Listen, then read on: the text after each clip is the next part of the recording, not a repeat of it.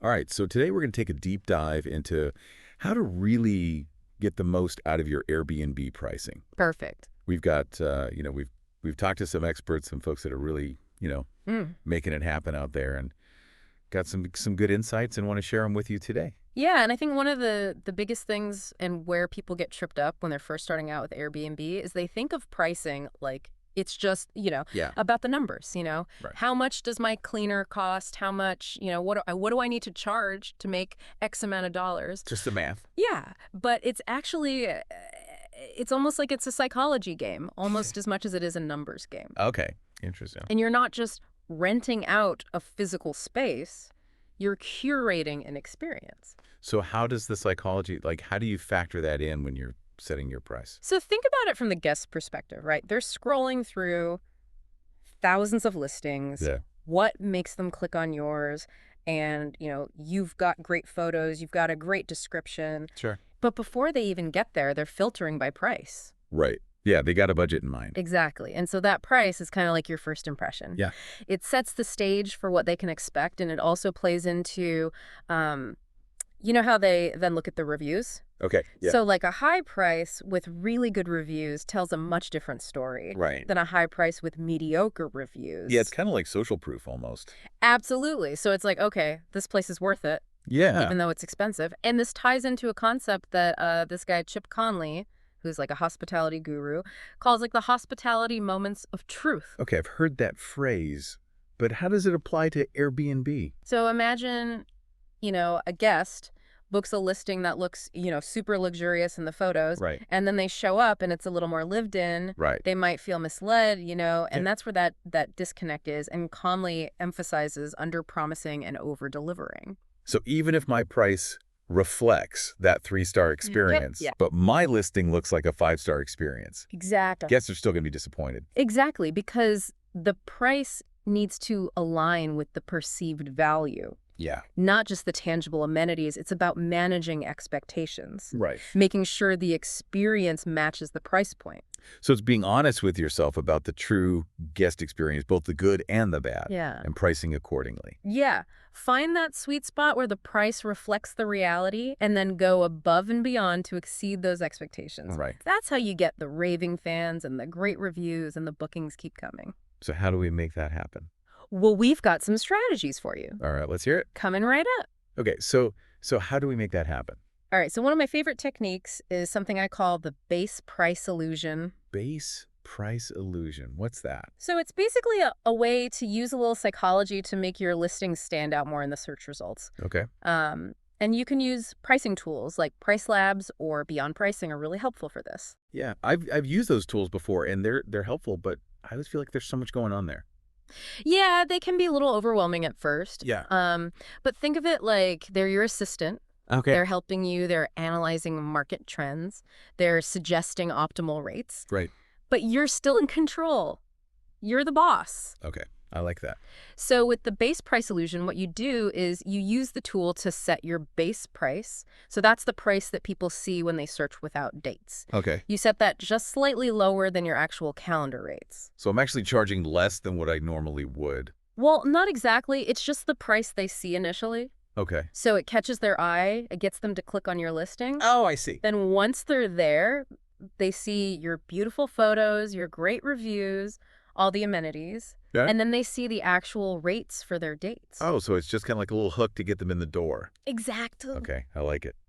So once you've got them hooked with the base price solution, then you really want to think about revenue management. Okay. Revenue management sounds complicated. It's not. It's really just about being proactive and strategic with your pricing. Okay. And again, these pricing tools can be really helpful for this. All right. Well, what does it look like in practice then? Okay, so first, you really need to understand your market. Like, how far in advance do guests typically book in your area? Okay. So let's say most people book about a month out. Well, that means you need to make sure you're attracting bookings at least a month in advance. So you're staying ahead of it. Yeah, you need to be thinking ahead, and that's where the pricing tool comes in. Okay. So use the tool to monitor your prices weekly Adjust your base price up or down based on demand, how your bookings are pacing. So it's not just setting it and forgetting it. Exactly. You need to be responsive. Right. The market's always changing. Right. Yeah, of course, what works in June isn't going to work in November. Exactly. And speaking of, kind of those nuances of pricing, let's talk about extra person charges. Oh, yeah, that's always a tricky one for me. It can be confusing, so here's a simple approach. Price your space for the maximum occupancy from the get-go. So if my place sleeps 4, I should just price it for 4, even if only 2 people are staying there. Right, exactly. That way you're not penalizing smaller groups, and it keeps your pricing simple. Makes sense. However, there is one caveat to this. Here's a caveat. During peak season, when demand is high, a well-calculated extra person charge can be a smart move. Okay. Because you can fill those extra spots. So how do I figure out how much to charge without, like, scaring people away? Good rule of thumb is to charge around 50% of the per-person cost without the added guest. Okay. So, for example, if your rate for 4 guests is $200 a night, that means each person's paying $50. Right. If you add a 5th person, you could charge an extra $25. Okay, I could do that math. All right, good. So now what about when things are a little slower? What do we do then? Yeah, that's when I really start to worry. Well, that's where discounts come in. Discounts. I don't know. I've always been hesitant to offer discounts. I feel like I'm losing money. Yeah, I get it. But discounts can actually be a really powerful tool when you use them strategically. Okay, so how do I make sure I'm not just, like, giving money away? It's about finding that balance, between attracting guests and maximizing your profit.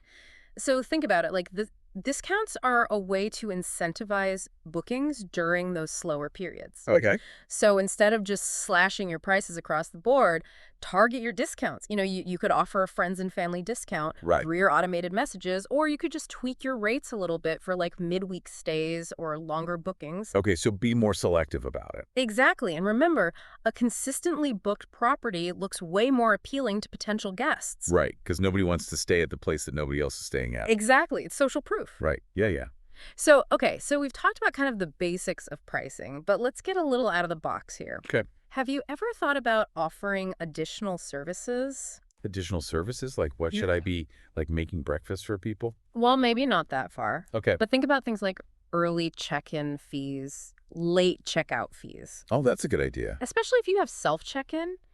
Those can be really easy wins. Yeah, because I've had people ask about that before, and I've just, if I could, I would let them, but I never thought to actually, like, charge for it. Yeah, exactly. And, always make sure you're covered with insurance and everything. Right. But those little things can add up. And here's another idea that's a little unconventional. Okay. Even if you don't have a sleeper sofa, you can list your sofa as a bed on Airbnb. Really? People would sleep on a regular sofa? You'd be surprised. Okay. It widens your search results. You might attract bigger groups. Okay. And if you price it right, it can justify a slightly higher overall rate. Interesting. And then we also have to talk about safety and security. Okay. Yeah, that's important. It's super important, and it can influence your pricing. So, for example, being pet-friendly can be a great way to stand out. Yeah. And it often leads to longer stays, less turnover. Okay, but I always worry about, pets chewing things up and having accidents. I get it, but fewer hosts are pet-friendly.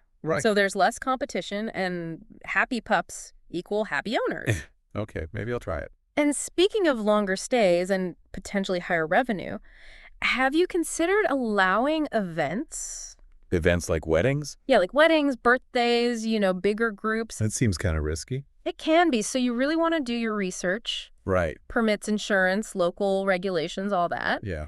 But if you do it right, events can be a great way to fill those slow periods. Okay, that's good to know. And they usually have higher profit margins too. Right. I'll think about it. So there you have it. Wow. Okay, so we covered a lot today. We did. I feel like I learned a lot. Good. That's what we're here for. Yeah, I'm ready to go out there and make some money. Well, remember, it's a journey. Right. You got to experiment, adjust, stay curious. Keep learning. Exactly. Awesome. Well, thanks for joining us on this deep dive into Airbnb pricing. We hope you learned something new and that you feel empowered to go out there and really make the most of your listings. We'll see you next time.